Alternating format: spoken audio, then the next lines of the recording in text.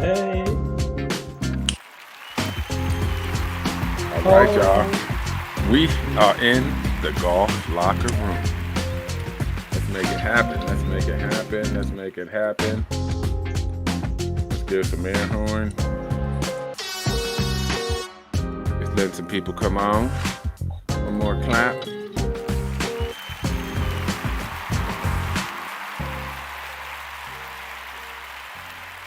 Big Siff.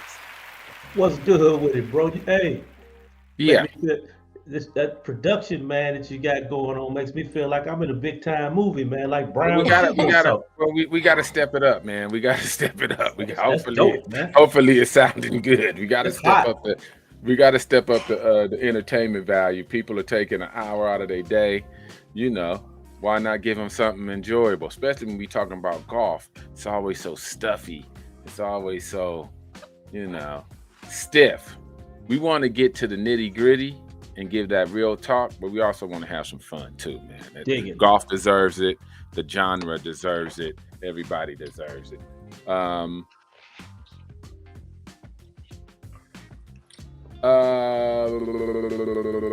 Trish. What up, fam? I can't complain. What's going on? Look here, I think I'm still recouping from my phenomenal weekend this weekend. Had some great golf down in Orlando with the David Moss golf tournament that they had, celebrity golf tournament. And then I was able to participate and help out with the Derek Brooks Foundation, his tournament that he has. So it was a real good time. Got to be around a couple of my little favorite Buccaneers, Chromatica, Warren Dunn, just a whole bunch of them. So Allstott was out there. It was Rydell Anthony. Like, it was all of it. It was a great time. So I had too much fun. So I'm still recouping. Nice. Siff, what's on your mind real quick before we bring in our guests? Oh, man, just taking it in, man. Just first of all, I want to send out many prayers and prosperity to those who were affected by Hurricane Ian, man. Sometimes we get caught up in our own stuff and we forget about the ones who have been impacted, man. I see down your way, Trish, in Delray, Florida, on that panhandle, man, it did some serious damage. So from the Sifford family to everyone who was impacted, man, much prayer and Godspeed. Man, from your lips to God's ears, the devastation is real. Sorry, folks. Climate change is real. And we just got to be smart. We have the technology. America is the smartest country on earth. We just got to start being real. When you rebuild, put them on stilts. It's a beautiful part of the country. You don't want to give up the coast and you want to live there. Rebuild with some stilts. You need 6 feet minimum. 6 feet. You need 6 feet minimum. Just put them things in the ground and build you a house, and you might get some damage, but you won't get devastation. Hopefully, you won't get devastation. But yeah, prayers go out to everybody on the Florida state. Any golf news we want to get back into? Some junior stuff, some event stuff. I know last week, shout out to Big Tim O'Neill. Great guest. Always a friend of the show. We just love him to death, man. This guy's been on a journey for many years and never given up his beautiful spirit throughout the whole journey. Siff, we had some talking about giving. I started a little bit last week, but we're going to get into that just a bit today. And my thing was, I'm down to give. I just want the people who's receiving to give us some updates to let us know, does it work? What you thought was me, because I'm non-judgmental. say we give some Right. money and you want to try something, a junior event or a junior program or a different style of teaching, or, and it doesn't work out. I think some people are scared of judgment, like you spent our money, but I'd much rather spend money to gain knowledge too. No You, doubt. you know what I mean? So if it didn't work out, tell us. And then be like, oh, this is my change. I want to do this. We tried this with great intentions, but we think this method is the best. We collected this data, and that's how we grow. Because don't we want, and it's not one method that's going to make juniors advance. It's going to be several different methods. I just don't believe it's just one prescription for anything in life, let alone golf. What's your take on it, Tricia Siff? So I believe in transparency always. So the whole thing is, anything that we do, first of all, if it's a charity, foundation, or whatever, you got one chance sometimes. When you give and then you don't know, okay, well, where did it go or what happened? That's it. I'm not giving back to that group anymore. I'm not giving back to that foundation because you don't know, right? So I just think, when you show, it went to this, or it went to this scholarship, or it went to some equipment, or whatever it is, it just makes you want to give and give and give more. So nice. Siff. Hey, I've invested, and I've given. If I had half the money that I've given away, man, I wouldn't be on this talk show right now. I'll be on the beach somewhere in Belize. And That's right. So, but my thing is this. We give to the church, and we don't. And I'm kind of like Manny. We give to the church, don't ask any questions. I give to the cats on the street, don't ask any questions. Real talk. But the thing is this: if states what your agenda is from the beginning, I shouldn't hear about a new agenda or something different that you told me in the beginning, 6 months, 2 years down the road, and now all of a sudden we can't account for the funding, and you have people who are still needing funding. I'm not going to micromanage anyone's program. I'm not going to micromanage anyone's money.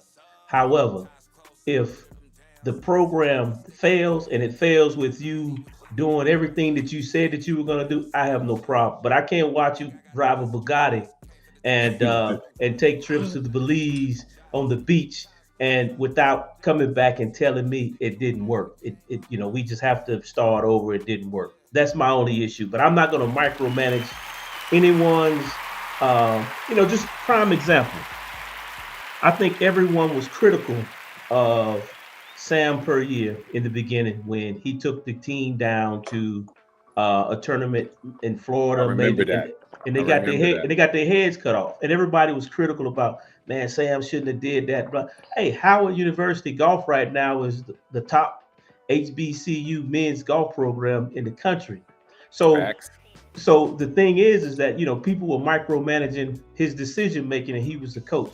Now, if Sam, the funding that he had gotten, and he did something else with it, and we knew that there was negligence, then you have a right to be upset. But it's just crazy. It's crazy. Man. I remember that, and people was kind of critical, but they never knew there was a method to his madness. Right.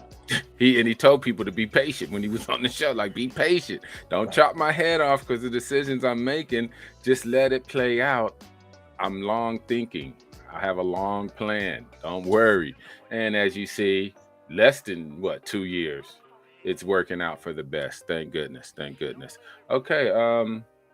We got a good guest because we like, on this show, there's a lot of shows out there that's going to tell you every analytic and every score on all the golf tours, and we like that, and we watch the golf tours, and we love our pros, but we have a chance to expose pros and would-be pros and their journey, so hopefully it helps others in their journey, the pitfalls, the accolades, do this, I wouldn't do that if I had to do it over again. So we like to bring in people to tell about their journeys, whether it's from a professional standpoint and they're going to the pros, or a junior standpoint. And we like to bring in their parents also, just for information, like, hey, we went this way, We talked to some more parents. They directed us this way. And, you know, because no one, like I said, Sif always says this, no one has a crown for the truth only. And we only gain knowledge by experiences and stories of others. So we got a great gentleman that's on his journey to the professional ranks and getting to that big tour. And Trish, I'm gonna let you introduce my guy, and we're gonna bring him on in. All right. So we have a really special guest. I met him volunteering with the APGA. We had a really great time, and actually, his lady, and this is gonna segue into like just everything, the whole support. So his lady, I met his lady. So when you go to the APGA tournaments, you have the walk. You have the if you're gonna watch them, you walk. You know, kind of like the regular tournaments and whatnot. And so she was walking and following him and supporting him. And I absolutely loved it. And so we talked a little bit of whichever, we exchanged information, and she reached out and she was like, hey, you know, we want to, is there a way that Bear can come on, right? So we're bringing on Bear Harris. We want to talk about his journey. He definitely has a story to tell, but the thing I loved about it is just having that support, and that's a big deal too. So, Alejandra, thank you for reaching out, and we are so excited to have Bear Harris on tonight. All right, let's bring on our guy and get some info. I love it. I love it. It takes a village. It takes a Um, village for sure.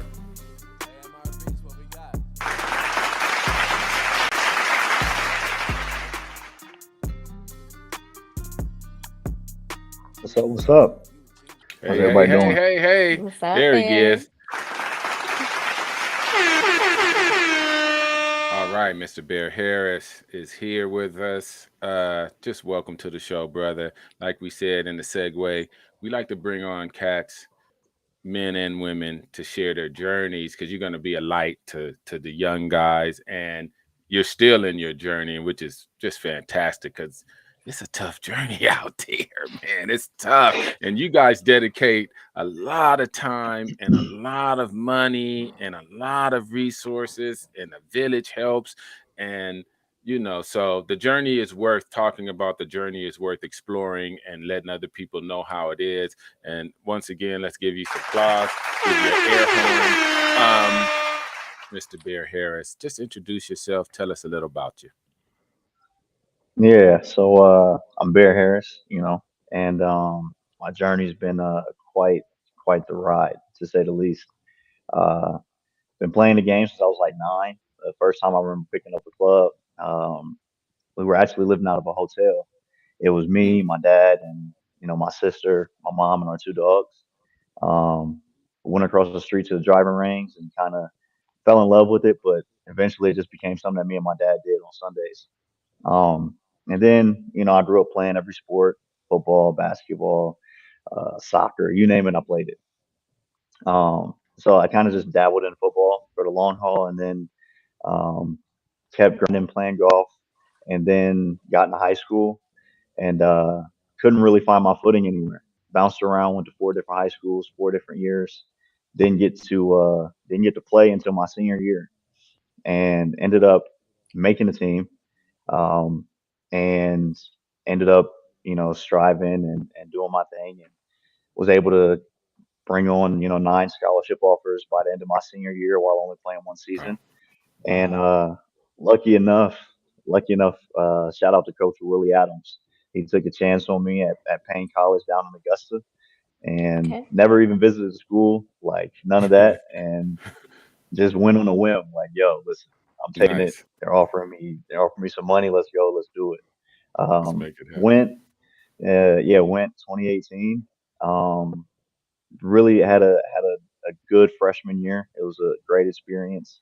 Ended up Then COVID hit a year later and ended up losing our golf program.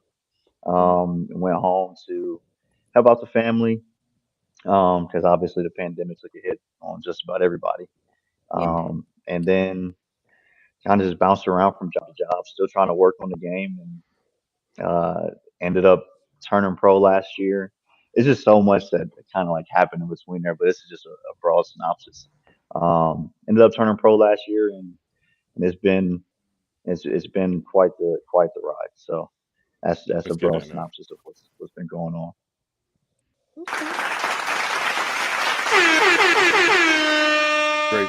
Great story that you're still in the middle of. And people, follow this guy, Bear Harris. Follow him on IG. Let's start by that first. Let's support by following. Let's support by looking in on his journey from time to time. Okay, we're gonna go with some questions. Sif. What's up, Bear? Hope all is well, bro. What's going on? Columbus, What's going on? Columbus, Ohio, man. I got a good friend that played for the Buckeyes, Eddie George. I don't know if you've heard of him, but that's my guy. Uh, Yeah, I know a little bit about him, just a little just bit. a Just a little bit, little yeah. bit. That's my Exactly. dog. That's my dog right there. So, Bear, I'm gonna jump right in because I'm on a lot of golf platforms, and, and I'm gonna just keep it a buck with you.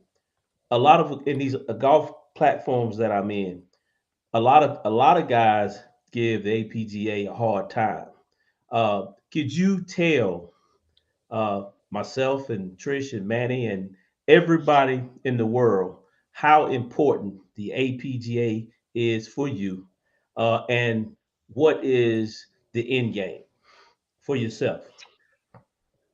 Yeah, of course. The APGA is huge. I mean, just allowing us as minorities to play some of the courses that we play, and some of the conditions that we've had to play in. I mean, I played down in New Orleans, and I was on like hole 8, and the monsoon just came down in the middle of the round.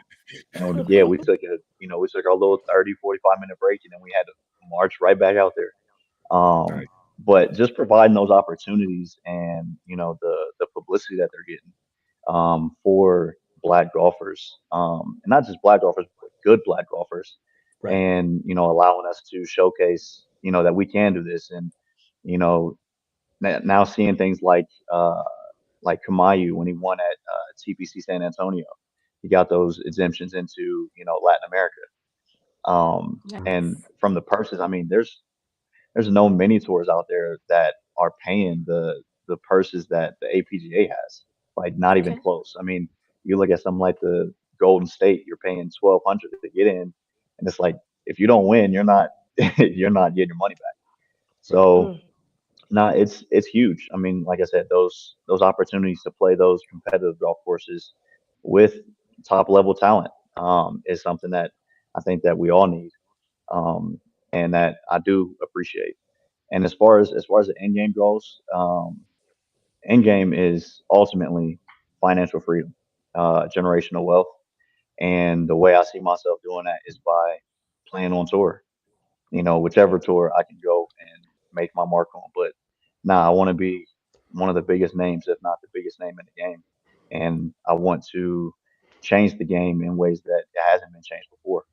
Um, but yeah, that's what my end goal is. I want to be the number one player in the world one day. That's dope, man. Dope. Yeah. Okay. Thanks for explaining that. I want to piggyback on that because I think because we're in forums and we talk, and a lot of people just don't know, and hopefully we'll get the APGA people to come on and explain. I don't think people understand what a mini tour is.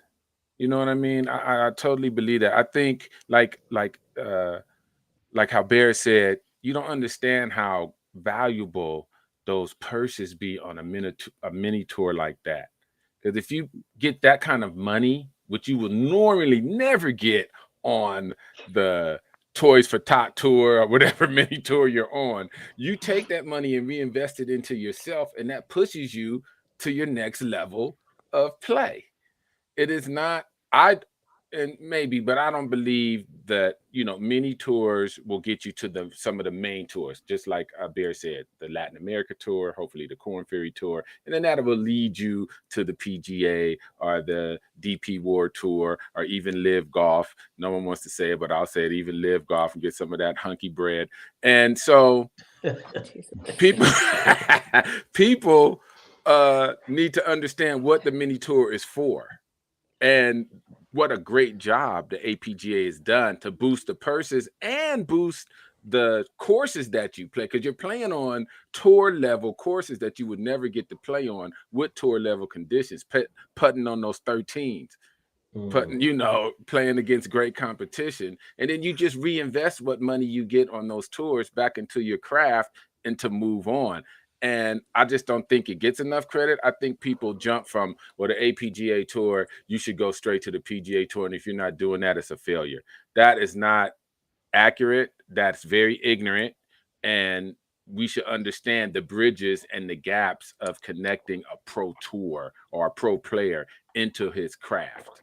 And I just don't think it gets enough credit for what it's for and what it does. And, you know, I'm glad, Bear, you're on and you can explain it as a person that's actually playing on the tour. Your goals for the tour and yourself can, you know, get people to understand what a mini tour is for. Trish, sorry about that soliloquy. Trish, go on. Awesome. So Bear, like I said, it was great meeting you down south, you know, at the PGA course down there. And it was phenomenal. It was like my first time. Well, I went to Sugarloaf when y'all were there a couple of years back, and then this one down south, and it was great, right? So would you say playing in the APGA Tour, I mean, because there is obviously a difference of how the APGA is done, how they do it's what, 2 days, 3 days? Yeah, 2 days. 2 days. Mm-hmm. And then obviously like PGA Tour, different events. I mean, they do it a little different. And then y'all use carts, correct? Yeah. Mm-hmm. Could you explain to those that don't know why, or do you know like why they use carts while they're with the APGA Tour? Well, honestly, most of the mini tours use carts.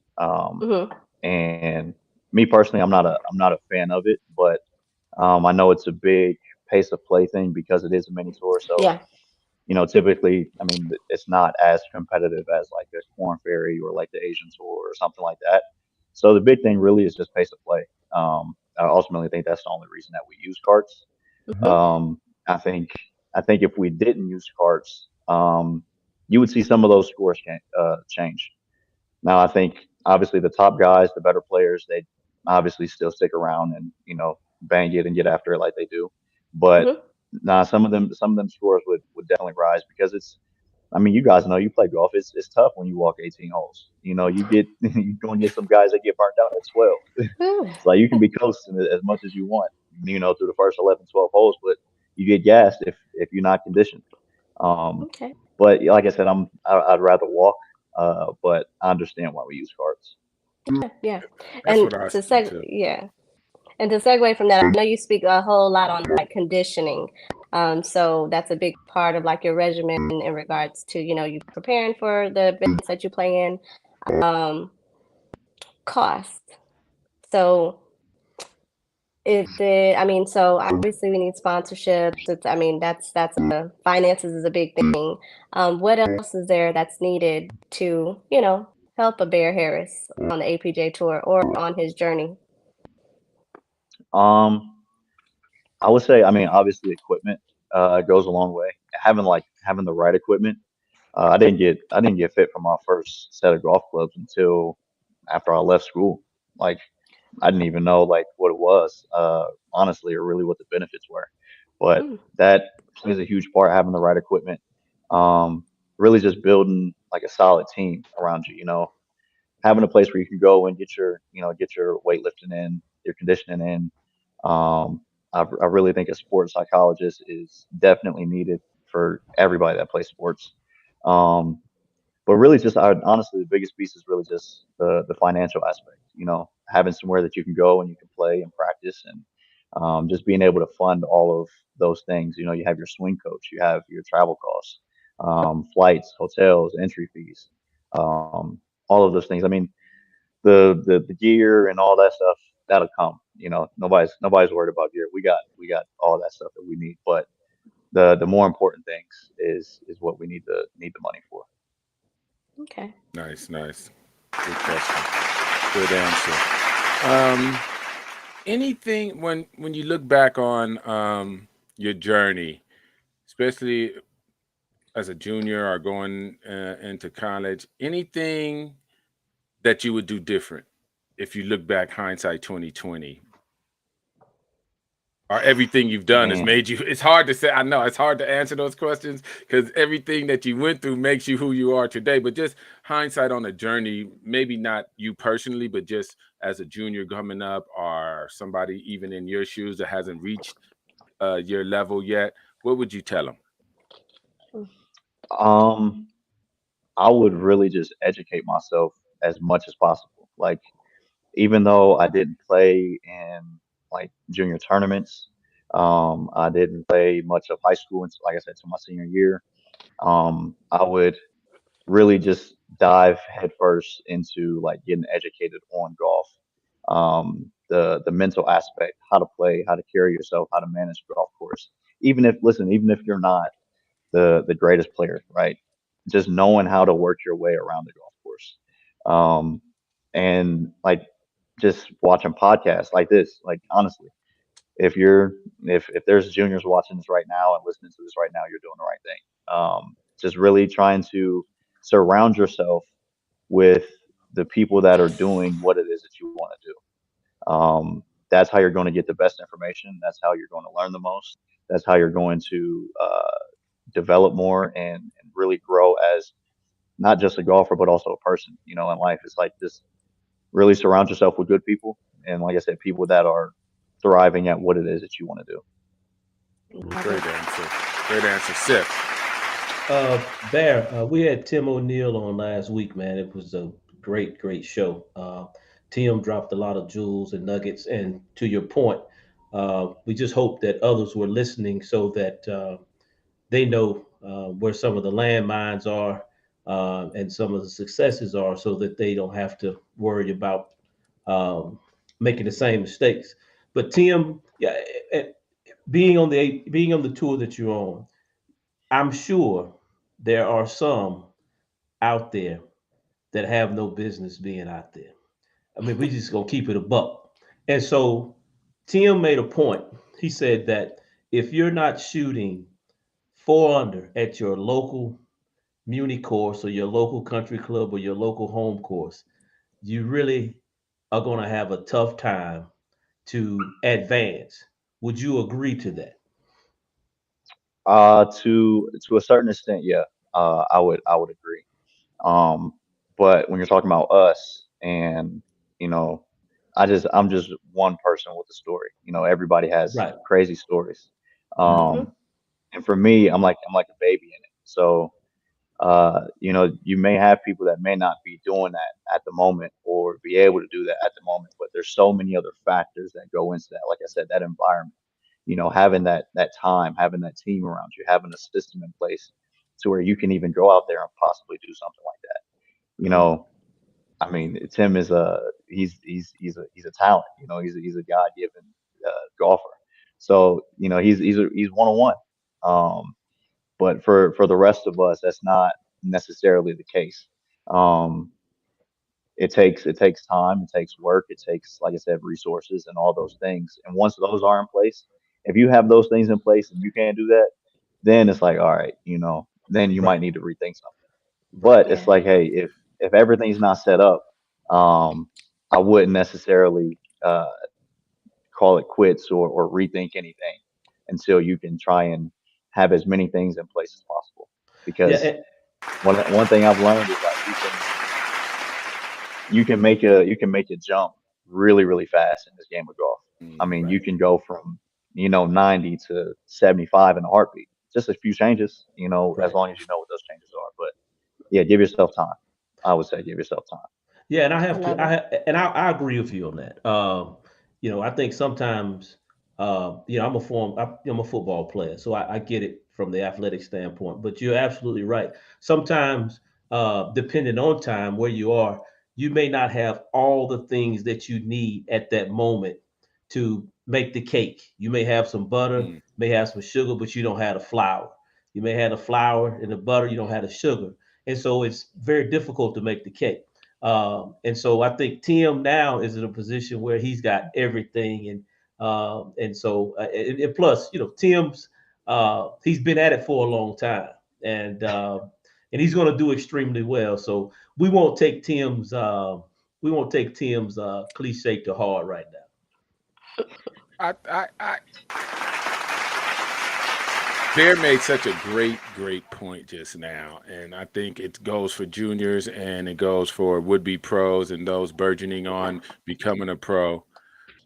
If you've gotten talent already to get you to where you are now, you're in the golf space, and Bear made such a great point that don't make a final decision until you can gather all your ingredients and put it to the test, and then make a decision on where you are. And it is true.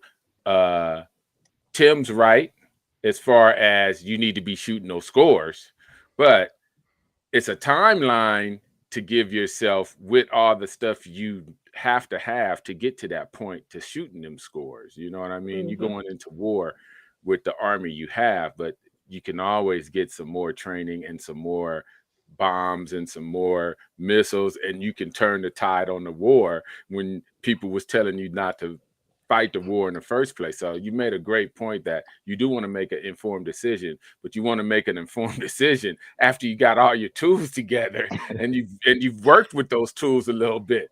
That's my, so both are right to me. Both are right. The score is a score is a score. You ain't going nowhere in golf in the professional level without the scores. That's just facts.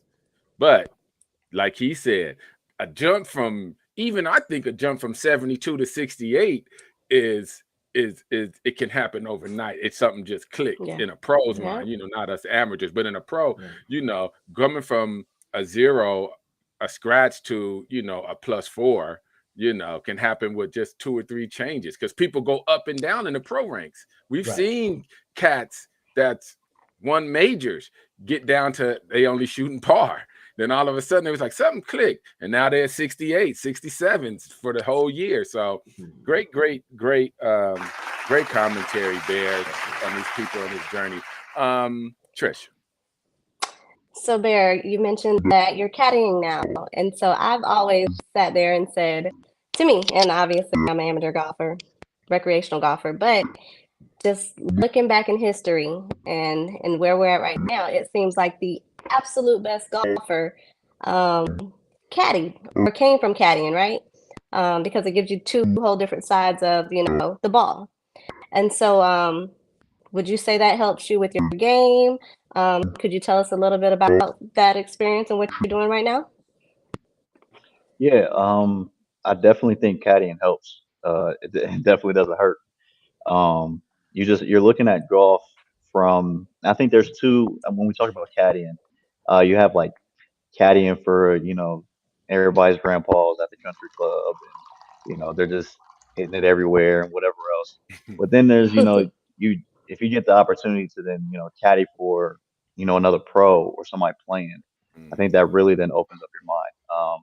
This past week, I was out in Nebraska caddying for one of my good friends, and it's different, when every shot counts, versus hey, I'm just trying to get this round over with so I can get my tip and go get my work in. But no, it definitely helps because you look at golf from a different point of view. You have to take in so many other things, and it's like it's one thing when it's like, oh, it's just me. I can just hit this. I can hit this low draw or whatever. But now you got somebody that can't hit that shot or that can't do something, and you have to manage their game a whole different way. But I just think it opens up your mind to different ways to play the game. I'm out there when I'm caddying and I'm seeing people in certain predicaments, and I'm like, oh, this is what I would do if I was out here. This is a shot that I would hit, or I would do this, or I would do that. But no, I definitely think it helps, and it's definitely made me a better golfer. But yeah, I'm just so as of right now, I'm caddying. I'm out in Vegas at Southern Highlands, just trying to stack as much as I can, and so hopefully one day I don't have to caddy. Let's get that up. The journey and the struggle continues. Yeah, because we've had our guy on, Wayne, and he was a great HBCU player. And he talked about his journey wanting to go to the pros and his struggles. Like, man, he's trying to hustle to get this bread to go do some tournaments, and he's looking around. He's like, man, what am I doing? I'm taking these chances to get on this tour, and I'm not even making the cuts and stuff. And then he turned to caddying, but you know, like he said, he has 2 degrees, and he was using all his skills to help his pros succeed, and his pros did have some success. And I just think caddying is a skill, and it's very hard to do. And like Trish said, some of our from the 60s and 70s, our golfers were all caddies growing up, and that's why they were so good, because they got to live on the golf course. Or either you're rich and you can live on the golf course, or you're a caddy and you can live on the golf course and play on Mondays. But either one goes back to the point of they lived on the golf course, and that's why they were so great. They had so much access. Big Siff. Hey, Bear, I'm gonna jump right into it. So, the elephant in the room, man, is junior golf, and so, um, man, on these social platforms, man, I mean, people go at it back and forth about the recipe. You being a pro golfer, you coming up, in the ranks, and if you could look back, uh, at your time during junior golf, what would be um, the word I'm looking for? What would be an immediate impact for kids who are coming up doing the junior golf rank that would expedite them in a better scenario or situation? Because these parents, man, I'm telling you, they have many recipes, and some don't make sense, some do. But I want to hear it from a guy who's been through the ranks. Man, I think probably putting them in like big events. I would say if you got a kid and you think that they can play, or you think that they got it, put them up against where the real competition's at. Every state has their small little local, kids tournaments that people send their kids to and they dominate and whatever else. But I think something that will really test them and expedite that process, kind of just shop the system, is to play against the best competition that's out there. You got to go and play in those AJGA events. And it sucks because they're expensive. But listen, if you love your kid and you want to know where they at, that's what you got to send them to.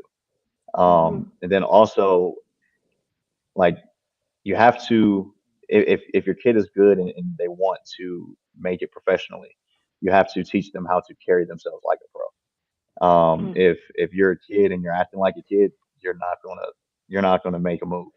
Um, so from the moment they get started, you have to have them moving as if they're already there. They have to believe that they're there. The mental is everything. The belief is everything. And really trying to teach them not to beat themselves up too much, shot by shot. But I definitely think like having them carry themselves like the guys that we see every Sunday would definitely expedite that process. Hey, so Bear, let me ask you a quick question before Manny leads into another one. We talked about academies. Would an academy been beneficial to you at age 10? If it was a boarding school type of academy where you go for the summer or all year round, and you academically, they got the academics, they got everything, and then it's just golf. Would that have benefited you? Oh, absolutely. Absolutely. The same way it benefits every other sport. Right. I think that would be something great. You're living and breathing golf every day. Um, you you would go into your classwork and it's like, all right, now you gotta go to the range. Oh, let's go putt. And that's all you're doing. Yeah, you definitely get better. But I think the only thing that might be detrimental to that is some of those kids would get burnt out real fast. Mm. Um, but I also think I think it would be detrimental, but at the same time, I mean, it would kind of just weed out Right. who's got it and who Yeah, doesn't. who's for real? Hey, Right. It's like, hey, that's if real you're talk. getting burnt out, then you don't need to be doing this. Right. But yeah, there's absolutely no way it could hurt. I think it would have been a really really good Yeah. That's a smart answer. Because we see that too. I've seen that, and I've talked to. I'm in Cali, so I talk to some of the Korean teachers, and the range I go to, I have a few, and they get burned out. I mean, because they start in there, you'll even see the pros that they're gonna go to the LPGA, and they're gonna do great in 4 or 5 years. Some of them just like I'm done. I'm done. I'm done. Some stay and become great, but they get burned out. But it's better to know I think at the academy before we done spent so much money that eventually he was gonna burn out anyway. So good. Let's go to acting now and move somebody else in here with that burn that's gonna see it all the way through. And I think as a minority golf community, we have to be open to everything that makes sense. Right. We know academies make sense. They've been doing it in other sports since the beginning of time. We watched the Williams sisters go to this academy in Miami. We know the results that it's not guaranteed. Nothing in life is guaranteed, but we know that it does work. And we know that not going to an academy works. Right. But we got to stop being like, this has to be it and this has to be this. But if you do this, you can't do that. How come we can't try it all? Obviously, we need to try more stuff because it's not enough of us on tour and it's not enough of us in D1 school. So let's keep it 100. So obviously, everything we're doing is not enough. So we need to put everything in the barrel. Trish. Two-folded question. So, Bear, APGA, is there any other tournaments that you're looking to play in? Yeah, I look at a lot of state opens, and I think another good mini tour is the Rolling Red Tour. They have a lot of events down south. They're on the up and up. But also I was thinking about going to Q School over in Asia. Right now I need to apply and try and get in over there. But yeah, really the APGA is the hottest thing out right now. And then you obviously got the Monday qualifiers and all those things. Okay. Nice, so the second part of that question, is, so for that qualifying at Q School over across the way, so what does that number look like? It's roughly 2,200 for the entry fee.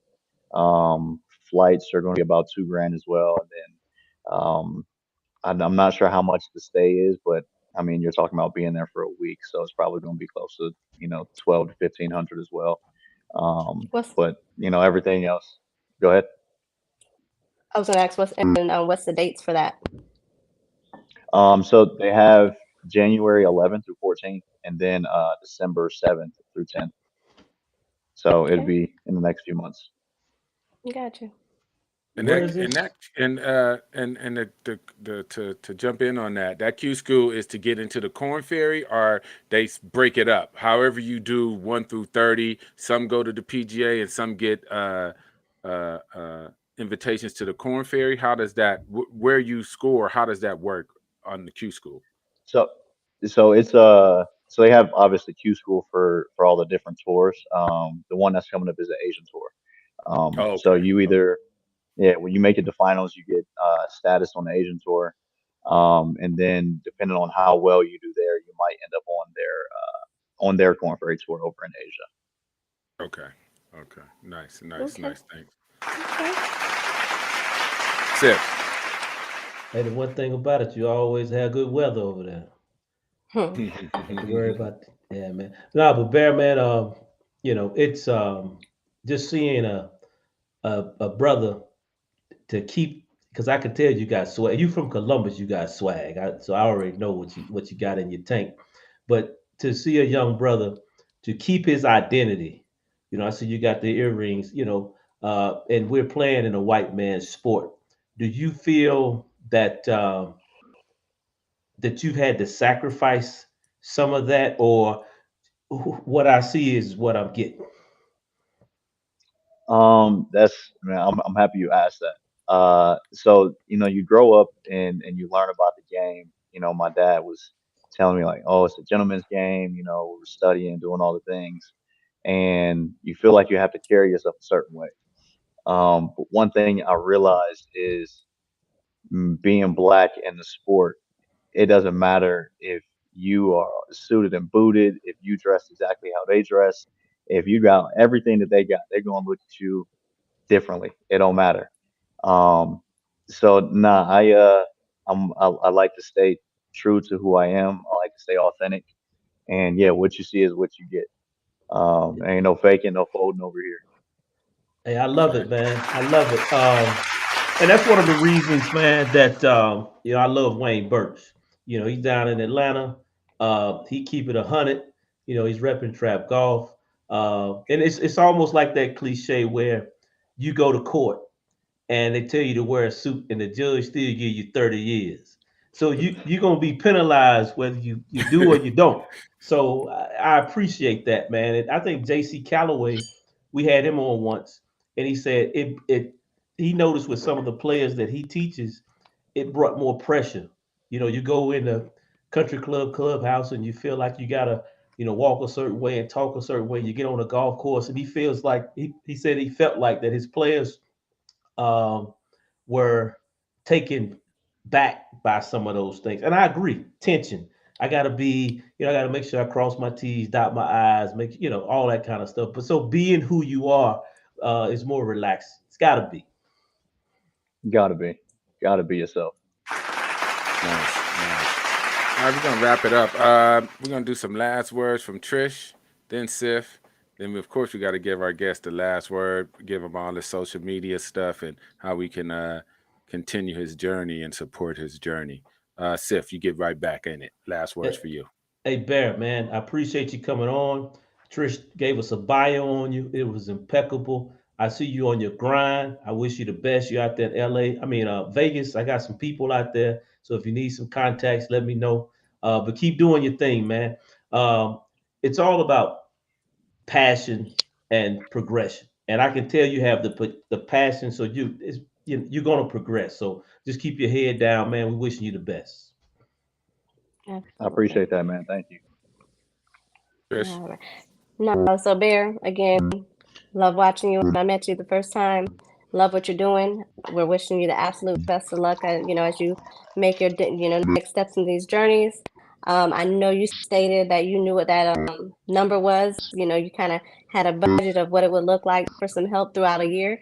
Don't know if you know real quick offhand what that number approximately looks like, but what would that number be? It'd be close to about 40 grand a year. Okay. Split up into like 20 grand each 6 months. And that's to have, that's taking care of literally everything from top to bottom. Okay. Like literally everything will be taken care of with that number. I always ask those questions because when you put it out there and you put it out in the atmosphere, you just never know who's watching, you never know who's listening. You just never know who could be able to reach out and help. So definitely make sure that we get all your information. Again, your social media handles, how we can reach you. Obviously, we know how to reach you, but keep grinding, keep doing what you're doing. Tell Alejandra I said hello and tell her we especially said thank you for reaching out. And we wish you the very best. And thank you for coming on our show. Good stuff. That's right. Make sure you follow him, follow his journey. We want to see folks at the big show. Well, we got one that's on the journey, and it's a hard one, and he's still handling it like a G. So let's support him. Bear, let's get a last word from you. Just thanks again for coming on the show and enlightening us on your journey and what it takes and what you've been doing to continue it. Nah, man, I just want to thank you guys for having me on. Really, really dope experience. I like what you guys are doing with the podcast. It's nothing out there like it. Obviously, I love us being us, and That's right. yeah, everybody go follow me at on Instagram at one Bear Harris, and I'll keep you updated, keep you posted on everything. And always don't be afraid to lend a hand and help a brother out. Always need some help. Anything helps. And just believe everything is accepted, and I'm not gonna stop until I get to where I'm going. And even when I get there, I'm not stopping. That's right. Well, we done heard it from our pro's mouth. We hear a lot of stuff about people taking that journey, and if they did this and they did that, but guess what? He's doing it. So make sure, look on the top left, at One Bear Harris is his handle for IG. I'm sure you can find everything you need there. And anything else, my people? Hey, we forgot. We had 2 D1 signings last week. Haven. Oh, let's go. Haven Ward and Haven Ward.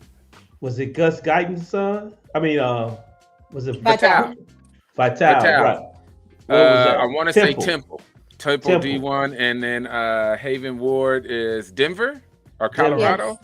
Yes. Denver, yeah. Right? University of Denver. Yeah. You all right? So That's okay. I love our HBCUs. I like the D1s too. We need to be everywhere. You know what I mean? And people's like, well, what this and this, that. Like, man, I love Harold on Live. And I love Cameron and Bramlett on the PGA Tour. Right. And I love Bear Harris on the APGA Tour. And I like them on the D1 schools. And I love them on the HBCU schools. It's not one track. We need all tracks. We need everybody everywhere. It's just a few of us. Let's get it together and enjoy each other's journey. Who was the sister that just won at the college ranks? The young phenom that was, she played in the oh yeah, that's our girl out in Riverside. Avery. She just won. Shout out to Amari. She out there and she at USC killing her. Yeah, she assassin.